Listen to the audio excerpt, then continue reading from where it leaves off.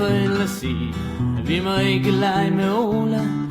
Han er bare en slem fyr, der aldrig går i skole. Det er det samme, alle vores forældre siger. Ikke lege med Ole, tænker kun på druk og piger. Han drikker bajer, han sniffer lighter og gas. Og når han rigtig hygger sig, så ryger han has. En gang der var Ole min allerbedste ven. Nu må jeg aldrig lege med ham igen, for min mor, hun synes bestemt han var en bisse, da hun hørte hans ordsprog, ingen fest uden fisse. Han drikker bajer, han sniffer lighter og gas. Når han rigtig hygger sig, så ryger han has.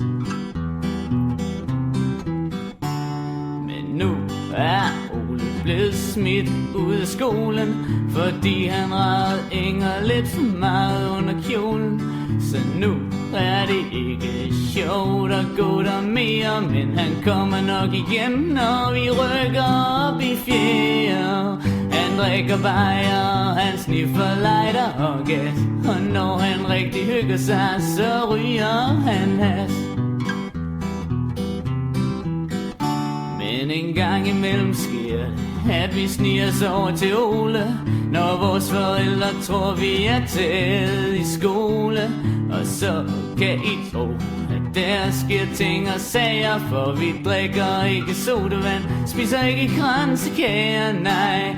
Vi drikker bajer, vi sniffer lighter og gas. Og når vi rigtig hygger os, så ryger vi has, ja. Vi drikker bajer, vi sniffer lighter og gas.